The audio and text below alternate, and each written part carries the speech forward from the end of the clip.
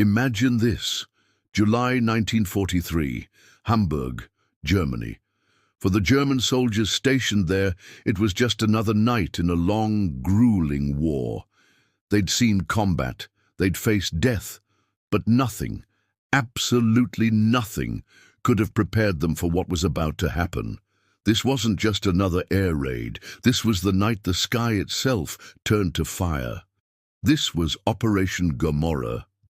The story of the Hamburg Firestorm is one of the most terrifying chapters of World War II. It's a story of unprecedented destruction, a chilling demonstration of what happens when the science of warfare is pushed to its absolute limit.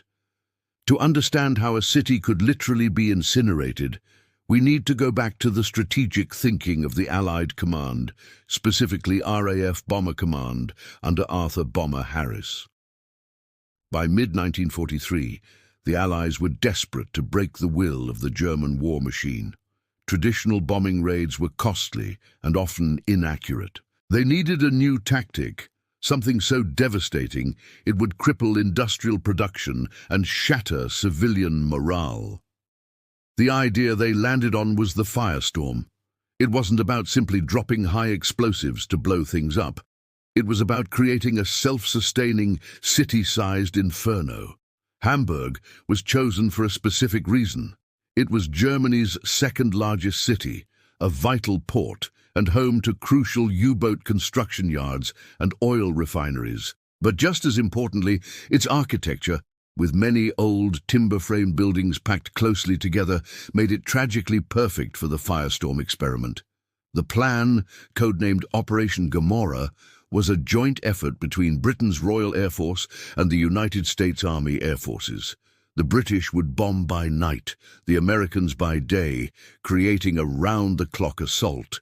The RAF had a secret weapon for this operation, a new technology called window. It was incredibly simple, just strips of aluminum foil cut to a specific length.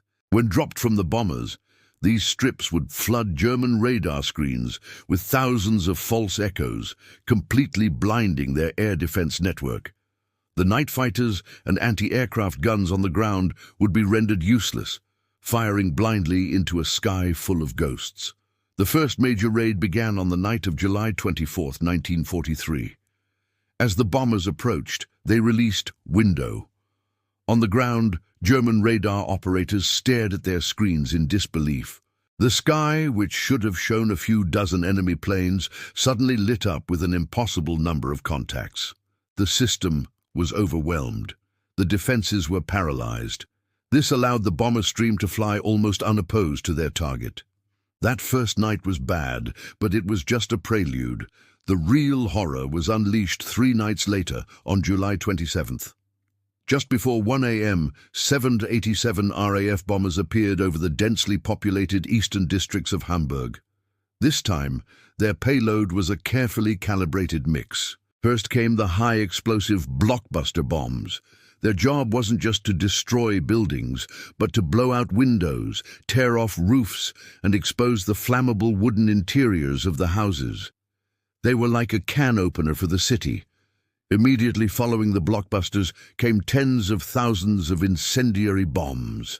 These small, thermite-filled devices rained down into the shattered buildings, instantly igniting everything they touched. At first, it was thousands of individual fires, but within 20 minutes something terrifying began to happen. The countless small fires started to merge.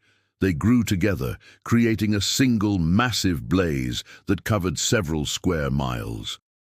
This is where the Firestorm was born. The immense heat from this megafire, estimated to have reached over 800 degrees Celsius or 1,500 degrees Fahrenheit, began to superheat the air above it. This column of hot air shot upwards with incredible force, creating a vacuum at ground level. Cold air from the surrounding areas then rushed in to fill this void, but it wasn't a gentle breeze. It was a hurricane. Survivors described winds of over 150 miles per hour, an artificial fire tornado sweeping through the streets. These winds were so strong they could rip trees out of the ground, peel roofs off buildings, and suck people out of shelters and directly into the flames. The winds fanned the fire, feeding it more and more oxygen, making it hotter and more violent in a terrifying feedback loop. The city itself had begun to breathe fire. For those on the ground, it was an apocalypse. The asphalt on the streets melted into sticky tar, trapping anyone trying to flee. People's clothes would spontaneously combust from the sheer radiant heat. The air became unbreathable, not just because of the smoke, but because the fire was consuming all the oxygen. Many who sought refuge in basements and bomb shelters didn't burn. They suffocated as the firestorm above sucked the very air from their lungs. One survivor, a 12-year-old girl named Henny, later recalled her father wrapping her in wet blankets and telling her family, "We have to run or we will burn." They ran through a street where the buildings on both sides were blazing towers of fire. She described seeing people lying on the ground, stuck in the molten asphalt, burning alive. Another survivor said the roar of the fire and the wind was so loud it was like the world was coming to an end. Even the hardened German soldiers who had seen the horrors of the Eastern Front were stunned into disbelief. They watched from the outskirts of the city as the sky glowed an angry, pulsating red and orange.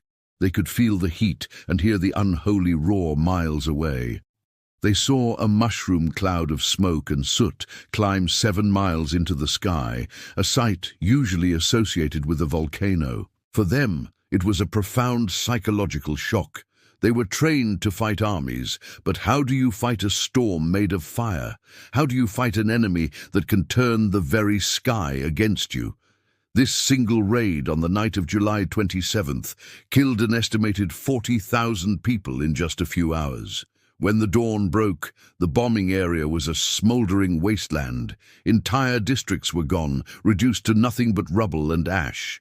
The streets were unrecognizable, littered with the charred remains of people and vehicles. The heat had been so intense that in some places all that was left of human bodies were greenish phosphorescent outlines on the pavement. The bombing of Hamburg continued for several more days. When Operation Gomorrah finally ended on August 3rd, the city was a ruin. Over 70% of Hamburg was destroyed. More than 45,000 civilians were dead, the vast majority from that one horrific firestorm night. Over 1 million people were left homeless, fleeing the city in a mass exodus. The impact was immediate. Albert Speer, Hitler's Minister for Armaments, visited Hamburg shortly after. He was horrified. He later wrote that if 6 more cities had been subjected to the same treatment, Germany's war production would have collapsed completely. The news from Hamburg sent a wave of terror through the German leadership and the population. It was a terrifying realization. No city was safe. If Hamburg could burn, so could Berlin, so could Munich, so could Dresden, which would meet a similar fate a year and a half later. For the soldiers who witnessed it, the firestorm over Hamburg was a turning point. It wasn't just about losing a battle or a piece of territory. It was the moment they understood the sheer, overwhelming industrial and technological might of the Allies. It was the moment they saw that the war had escalated to a new level of totality and terror, one where entire cities could be erased from the map in a single night.